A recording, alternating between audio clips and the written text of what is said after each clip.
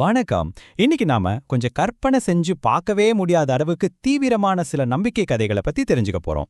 ஒரு நிமிஷம் யோசிச்சு பாருங்க. உங்க நம்பிக்கைக்காக உங்களால உயிரையே கொடுக்க முடியுமா? இல்லனா உங்க கண் பார்வைய, அதுவும் இல்லனா உங்களுக்கு ரொம்ப ரொம்ப பிடிச்ச ஒருத்தரையா? இந்த மத கடவுளான சிவபெருமானோட 63 நாயன்மார்களோட கதைகளும் சரியா இதே கேள்விகளை தான் நம்ம முன்னாடி வைக்குது. இவங்கள அரசர்கள் இருந்தாங்க, பெரிய வணிகர்கள் இருந்தாங்க, ஏன் ரொம்ப சாதாரண மக்களும் இருந்தாங்க. ஆனா இவங்க எல்லாரையும் ஒரே ஒரு விஷயம்தான் இணைச்சது, அதுதான் பக்தி. அதாவது கடவுள் மேல வச்சிருந்த அந்த முழுமையான எல்லைகளே இல்லாத அன்பு. சரி, வாங்க இத பத்தி இன்னும் ஆழமா பார்க்கலாம். ஆனா இந்த ஆச்சரியமான கதைகள் எல்லாம் நமக்கு எப்படி தெரியும்னு நீங்க கேட்கலாம். அதுக்கு காரணம் இந்த நாயன்மார்கள்ல ஒருத்தரா இருந்த சுந்தரர் தான். அவர்தான் நமக்கான வழிகாட்டி. பாருங்க, சுந்தரருக்கு ஒரு ரொம்பவே ஸ்பெஷலான இடம் இருந்துச்சு. அவர் வெறும் ஒரு பக்தர் மட்டும் கிடையாது, அவர் கடவுளோட நண்பரா மதிக்கப்பட்டார். எந்த அளவுக்குன்னா சிவனே நேரடியா அவரோட வாழ்க்கையில தலையிடுற அளவுக்கு ஒரு நெருக்கமான உறவு. சுந்தரோட வாழ்க்கையில ஒரு பெரிய திருப்புமுனை அவரோட கல்யாண நாள் அன்னைக்கு தான் நடக்குது. சிவன் ஒரு வயசான ஒரு மாதிரி வேஷம் போட்டு வந்து சுந்தரோட குடும்பம் பரம்பரையா தனக்கு அடிமைன்னு ஒரு பழைய ஓலைய காட்டி அந்த கல்யாணத்தையே நிறுத்திடுறார். இந்த பயங்கரமான சம்பவத்துக்கு அப்புறம் தான் சிவன் அவருக்கு ஒரு தெய்வீக கட்டளை கொடுக்கிறார். அது என்னன்னா, தன்னோட மிகச்சிறந்த பக்தர்களோட புகழை பாடணுங்கிறது தான். சிவனே கொடுத்த இந்த முதல் வரியை வச்சுதான் சுந்தரர் திருத்தொண்ட தொகையை இயற்றினார். 63 நாயன்மார்களை பத்தி பாடி அவங்களுக்கு ஒரு அழியாத புகழை கொடுத்த பாடல் அது. சரி, அவர் முதல்ல யார பத்தி பாடினார்னு அடுத்து பார்க்கலாம். இதுல ரொம்ப முக்கியமான விஷயம் என்னன்னா, சுந்தரரோட பட்டியல் ஒண்ணு தெளிவா காட்டுது. பக்திக்கே இதுதான் ஒரே வழி அப்படின்னு எதுவும் கிடையாது.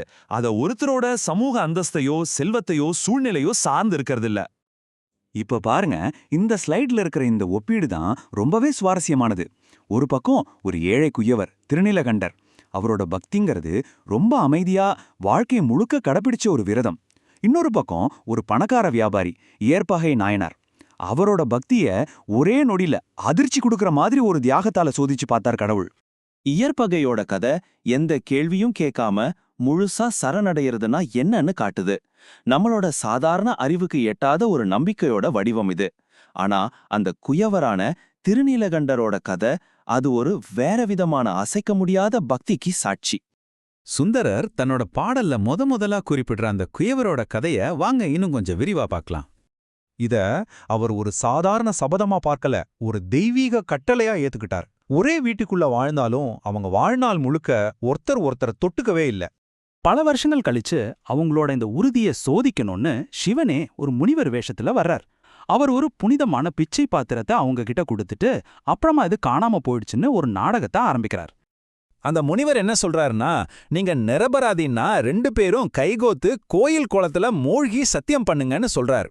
ஆனா அப்படி செஞ்சா அவங்க வாழ்க்கை முழுக்க கடைபிடிச்ச அந்த விரதம் உடைஞ்சிடுமே. அப்போ அவங்க வயசு கிட்டத்தட்ட 80. ஆனாலும் அவங்க ஒருத்தர் தொட மறுத்துட்டாங்க. அதுக்கு பதிலா ஒரு மூங்கில் கம்போட 2 முனைகளை புடிச்சுக்கிட்டு தண்ணியில இறங்கினாங்க. தங்களோட புகழை விட அவங்க செஞ்ச சத்தியம்தான் முக்கியம்னு நினைச்சாங்க. அவங்க தண்ணில மூழ்கி எழுந்தப்போ அங்க ஒரு அற்புதம் நடந்துச்சு. அவங்க வயசானவங்களா வெளியே வரல, திரும்பவும் இளமையோட புது தம்பதியா வந்தாங்க. அவங்களோட அசைக்க முடியாத பக்திக்கு கடவுள் கொடுத்த அங்கீகாரம் அது. சரி, இந்த நம்பவே முடியாத கதைகள் எல்லாம் நமக்கு என்னதான் சொல்ல வருது? இது எல்லாத்துலயும் இருக்கிற பொதுவான விஷயம் என்னன்னா, உண்மையான பக்திங்கிறது மனசளவுல முழுசா சரணடைறது தான். அங்க நான் என்னோடதுங்கிற அகங்காரத்துக்கு இடமே இல்ல. எல்லாமே அந்த தெய்வீக சக்தி தான். இதனாலதான் இந்த கதைகள் இன்னைக்கும் ரொம்ப முக்கியமானதா இருக்கு. இன்னைக்கு நீங்க எந்த பெரிய சிவன் கோயிலுக்கு போனாலும் அங்க 63 நாயன்மார்களோட சிலைகளையும் பார்க்கலாம்.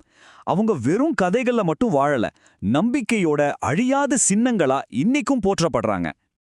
இந்த நாயன்மார்களோட கதைகள் பக்தியோட உண்மையான இயல்பை பத்தி நம்மள யோசிக்க வைக்குது.